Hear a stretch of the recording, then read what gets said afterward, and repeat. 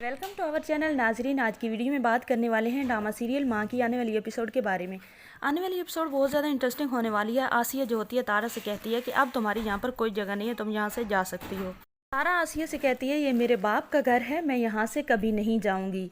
आप लोगों का जितना हक है उतना मेरा ही है। आसिया कहती है कि आपके बाप ने अपनी ज़िंदगी में ही आपको हक दे दिया था, आपका हिस्सा जायदाद का वो दे चुका है। वो बुढ़ा खुद तो मर गया लेकिन तुम्हें बला को हमारे गले डाल कर गया। तारा जो होती है वो बहुत ज़्यादा डिसअपॉइंटेड होती है और वो रोने लगती है। राह जो होती है वो आ जाती है, वो कहती है कि ममानी आपने हम पर कौन सा जुल्म बाकी रखा है, सारे जुल्म तो हम पर कर चुकी हैं, मेरी माँ को परेशान ना करें। जो होती है आसिया वो कहती है कि पहले मैं ये समझती थी कि राह जो है उसका बाप नहीं है, वो बाप की मतलब उसका बाप मर चुका है या कहीं गुम गया है। अब तो मुझे पता चल गया है कि राह का बाप आ गया है। राह का बाप अगर ज़िंदा है तो वो राह को इज़्ज़त से अपनी बेटी क्यों नहीं बना लेता। तुम्हें तो जो है अपना हस्बैंड तलाक दे चुका है, लेकिन राह के बाप को चाहिए कि अपनी बेटी को यहाँ से ले जाए। तारा जो होती है वो बस रोती रहती है, लेकिन राहा जो है वो तेज़ है, वो किसी की बात बर्दाश्त नहीं करती। तो राहा कहती है कि मामी आप क्या समझती हैं कि आपके कहने से हम यहाँ से चले जाएंगे, ऐसा बिल्कुल नहीं हो सकता।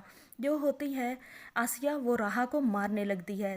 तारा जो होती है वो आसिया का बाजू पकड़ कर कहती है कि आसिया बीबी आपने आज तक जो मेरी बेटी को मारना था वो मार लिया है। आइंदा अगर मेरी बेटी पर हाथ उठाने की जरूरत भी की तो मैं तुम्हारे साथ वो हशर करूँगी जो किसी ने नहीं किया होगा। ये बातें हो रही होती हैं, ऊपर से अदील आ जाता है। अदील जो होता है वो आसिया से कहता है कि ये तुम क्या कर रही हो। आसिया कहती है कि तुम्हारी भांजी और बहन अब और मुझे यहाँ पर बर्दाश्त नहीं है। जो होता है अदील वो कहता है आसिया से कि अपनी ज़बान को लगाम दें। पहले जो कुछ आप कर चुकी हैं वो बहुत मुश्किल से मैंने बर्दाश्त किया है, शुक्र करें मैंने तुम्हें पुलिस में नहीं दिया। आसिया जो होती है अपनी इतनी इंसल्ट सुनने के बावजूद भी तारा और राहा को मारने की कोशिश करती है। अदील आगे जाके आसिया को धक्का देता है और पीछे हटा देता है और उसे कहता है कि आसिया अगर तुम चाहती हो कि तुम्हें इस उम्र में तलाक ना मिले तो तुम तारा और राहा को कुछ ना कहो।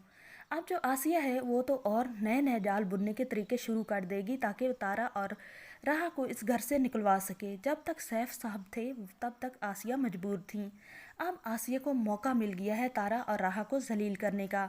अदील जो है वो कहता है आसिया से कि तुमने जो इतनी बड़ी बड़ी ज़्यादतियाँ की हैं, आज तक मैंने किसी ज़्यादती का तुमसे नहीं बदला लिया, लेकिन अब की बार अगर तुमने राहा और तारा को कोई बात की या उन्हें जलील करने की कोशिश की तो मैं तुम्हें छोड़ूंगा नहीं।